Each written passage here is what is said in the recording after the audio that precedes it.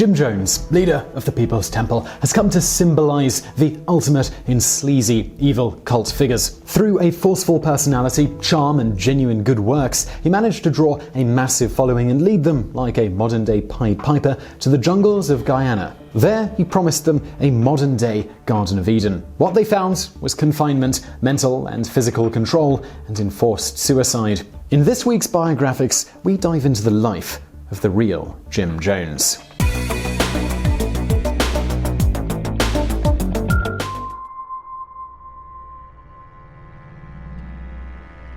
James Warren Jones was born on May 13, 1931, to Lynetta Putnam and Jim Jones Sr. in Crete, Indiana. The older Jim was a disabled war veteran. Lynetta was some 15 years younger than her husband, and the marriage was not a happy one. Jim was often away working on road crews, leaving Lynetta isolated and lonely in Crete. She certainly didn't help her cause, though, with her unsocial manner. She smoked, cursed, and voiced obtuse opinions at every opportunity. Lynetta had never wanted to be a mother. The addition of a child to the family only increased the stress that the Jones were facing. Shortly after the child's birth, Jim suffered a complete nervous breakdown. Unable to work any longer, the finances became dire, leading to their eviction from the family farm. The homeless family were taken in by Jim's relatives in the small town of Lynn, Indiana. Lynn was a conservative, orderly town, with the vast majority of the townspeople being churchgoers. The town also had a prominent Ku Klux Klan membership. The Joneses lived in a derelict shack that lacked plumbing. When young Jim began school at the age of 6, his mother took a factory job. This provided the child with the freedom before and after school to roam the streets. He was a needy child who was terrified of his father. Finding it difficult to make friends, he spent a lot of time alone, reading. Often the child could be seen wandering around town looking disconsolate. Elderly widows around town felt sympathy for the young waif and would invite him in for a piece of cake. The boy was so polite that he soon won them over. It was through one of these local matriarchs that Jim got his first exposure to religion by the way of the Church of Nazarene. Jim was constantly attentive, even quoting scripture back to the elderly woman. To his mother's ambivalence, Jim began attending church with the old woman. He hung on every word coming from the preacher's mouth. He also showed an amazing ability to recite sermons and quote lengthy biblical verses. But Jim was not exclusively committed to the Church of Nazarene. His natural inquisitiveness caused him to attend every denomination in town. During the week, he would wander into the woods and prop himself up on a stump, where he would proceed to deliver fiery sermons of his own to the local forest animals. This was pretty far outside of the norm and was just one reason why people would remember young Jim Jones as a weird kid.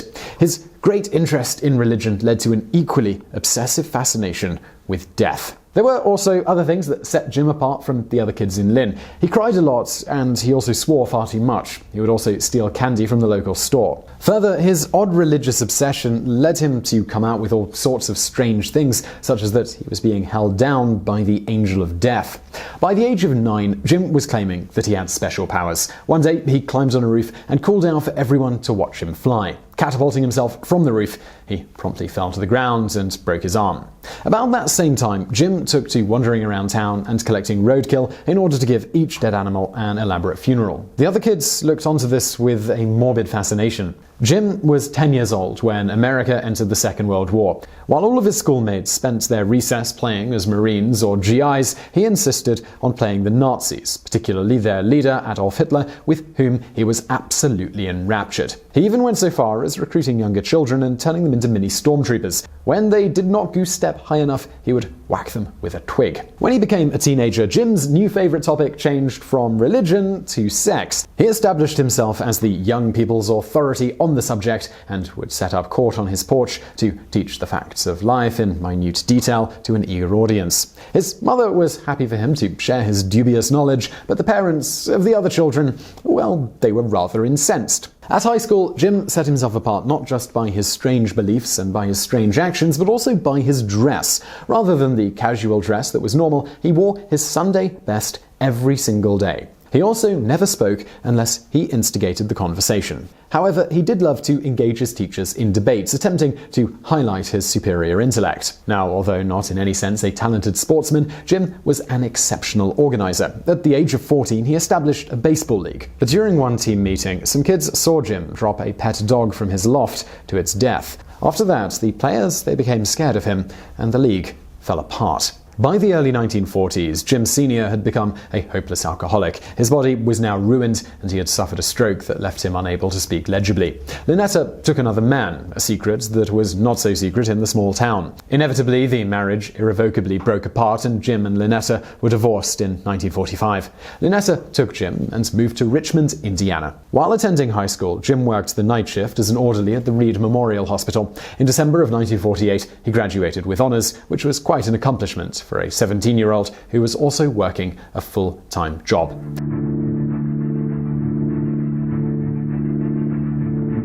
It was while working at Reid Memorial that Jim met, courted, and fell in love with a young nurse by the name of Marceline Baldwin. Marceline was entranced by Jim, who was 4 years her junior, and the couple were married in 1949. Together, they moved to Indianapolis, Indiana.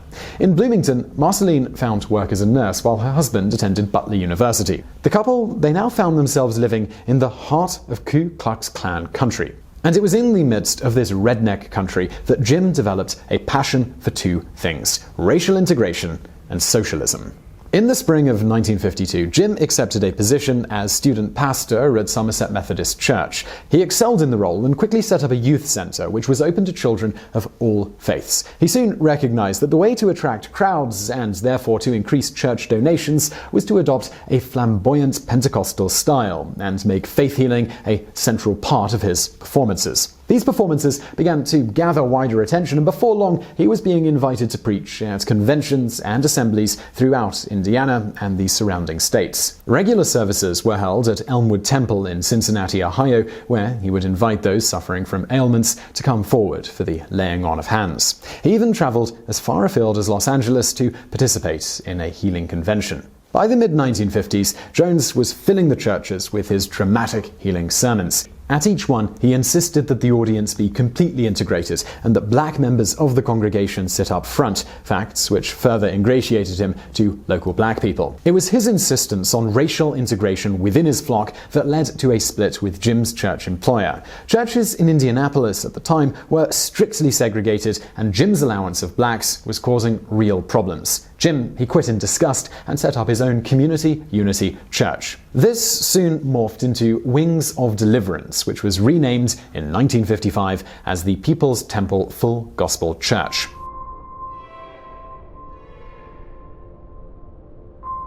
From the start, People's Temple grew large crowds of both black and white parishioners. The healing dramas were still the highlight of every sermon, but Jim's prime concern appeared to be building a truly racially integrated ministry. In recognition of his efforts to achieve racial harmony, Jim was appointed in 1960 by Indianapolis Mayor Charles Boswell. The mayor had intended his role to be low profile, but Jim immediately took to the limelight, appearing on TV and radio programs, dramatically proclaiming, "Let my people go." Jones threw himself into the civil rights movement. Through his efforts, other churches, restaurants, amusement parks, and movie theaters, they were all integrated. In 1961, Jim collapsed as a result of overexhaustion. He was mistakenly taken to a black hospital, but when the mistake was identified, he refused to move. He even took to making the beds and emptying the bedpans of sick black people in the wards. This caused publicity which directly led to pressure on hospital authorities to desegregate the wards. Now, not surprisingly, white-controlled churches and businesses were highly critical of this upstart preacher who dared to challenge the status quo. Threats were received, a swastika was painted on the wall of the People's Temple church building, and a dead cat was tossed at Jim's house. Throughout the 1960s, the Joneses adopted 3 children of Korean descent. Jim referred to these children as his Rainbow Family.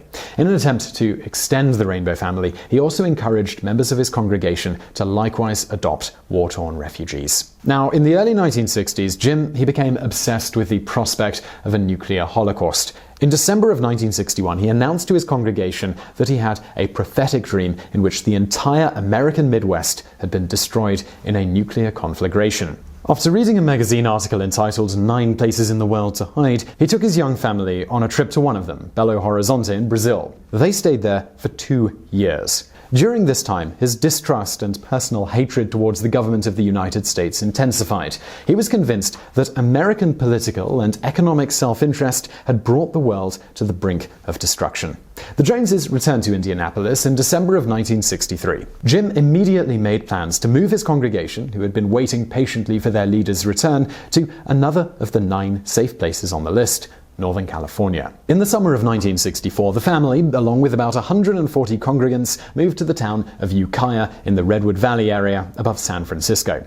Over the next few months, church services were held in rented church buildings and then at a ranch at Ridgewood. Throughout the week, Jim worked as a high school teacher. After 3 years of steadily building up its membership, the People's Temple was granted official standing by the Christian Church Disciples of Christ Northern California Nevada region in 1968. The following February, the People's Temple Redwood Valley complex opened. The complex included the Joneses' home, a swimming pool, childcare center, old folks' homes, the temple meeting place, and a ranch. All of this, of course, was completely integrated. This little Garden of Eden sat in the middle of a strictly segregated Redwood Valley. Within a year, the People's Temple had expanded into San Francisco. Buses were put on to transport new parishioners there to Redwood Valley for weekend services. Jim also took to the road by bus, touring from one city to the next, winning new converts in each place, many of which were so captivated by the charismatic preacher that they moved to the Redwood Valley Ranch.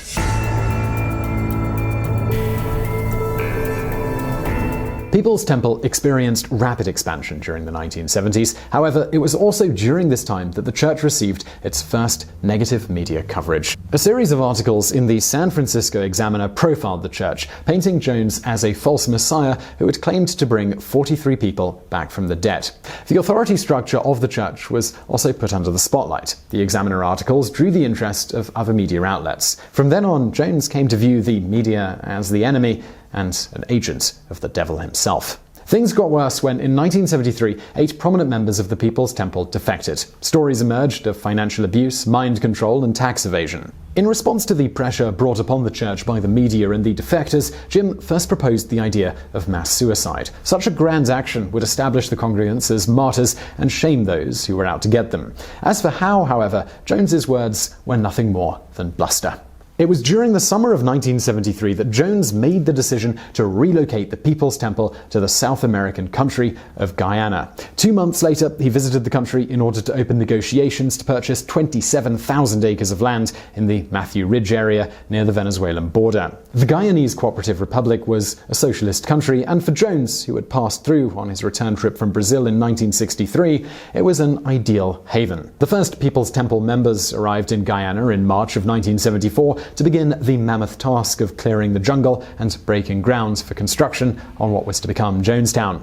A year later, there were 50 People's Temple pioneers in Guyana. Day and night, they worked to construct buildings and establish a massive agricultural project.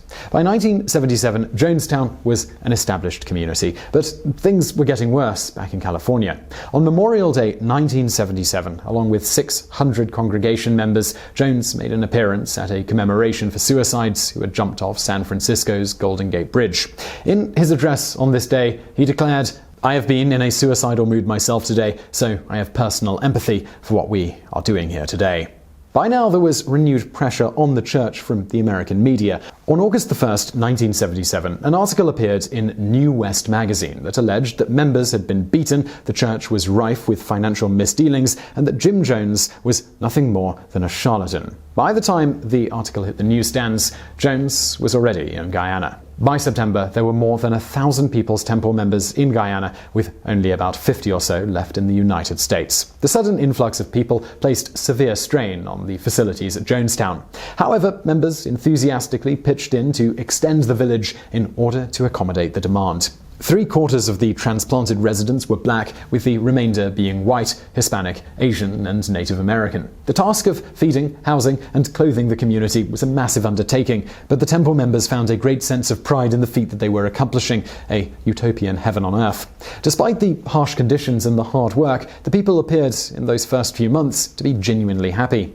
Back in California, former members began a concerted attack on the People's Temple. A woman who had borne a child to Jones sued for custody of the child, which was living at the commune. Jones refused to even consider giving up the child, declaring that any attempt to take the child would put the life of every member of the People's Temple in jeopardy. Still, other defectors who had left children behind also sued for custody. Following this, a declaration of human rights violations committed by People's Temple were issued by defectors to the media. It included the assertion that rehearsals for mass suicide often took place at People's Temple. A committee of concerned relatives claimed that Jonestown was little more than a concentration camp, with armed guards constantly patrolling and the residents continually subjected to brainwashing, forced labor, and sleep deprivation. Attempts were made to pressure Congress to establish an official investigation of Jonestown. The challenge was taken up by Congressman Leo Ryan, representing the San Mateo district of Northern California. Ryan had determined to lead a fact-finding mission to Jonestown in order to find out firsthand what was going on there. With reporters and relatives in tow, he flew into the airport at nearby Georgetown on November 15, 1978. 2 days later, they flew to the airstrip at Kaituma and then were driven by limousine into the jungle towards Jonestown. Jones had been preparing the temple members for the congressman's visit for weeks. Every member knew that guards were watching their every move. They were commanded to portray a glorious utopian society. Role plays were conducted in which the members were told exactly what to say when spoken to by reporters. Any signs of dissatisfaction would be harshly dealt with away from prying eyes. The congressman was warmly welcomed and a reception was held that first night. Ryan seemed genuinely impressed with the organization and the order that he saw. But late into the night, one of the reporters who had come along with him was secretly passed a note from a man in the crowd. The man, he wanted to leave with the congressman. The next morning, the reporter showed the note to the congressman.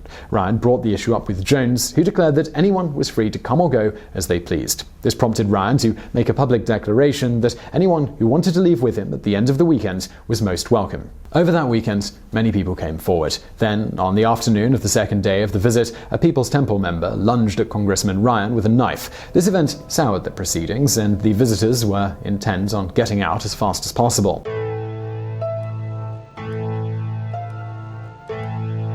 When the congressman's party left, there were 14 People's Temple members with them. They got into 2 trucks and were driven back to the airstrip. However, almost immediately after they left, Jones ordered a tractor and trailer manned by armed bodyguards to follow them. Just as the congressman, reporters, and evacuees were about to board the plane and head back to the safety of the United States, the truck and tractor rolled onto the airstrip. It was at this point that Jones's guards immediately opened fire with submachine guns. Congressman Ryan and 4 others were killed. Then one of these supposed defectors pulled out a handgun and began shooting at those who had already made their way onto one of the 2 waiting planes. The leader of the killer guards immediately radioed back to Jones and told them that the congressman was dead. It was at this point that Jones immediately began talking to his followers over a loudspeaker system. He told them that the congressman had been killed, and as a result, the Soviet Union, who he had been looking to for salvation, would no longer take them in.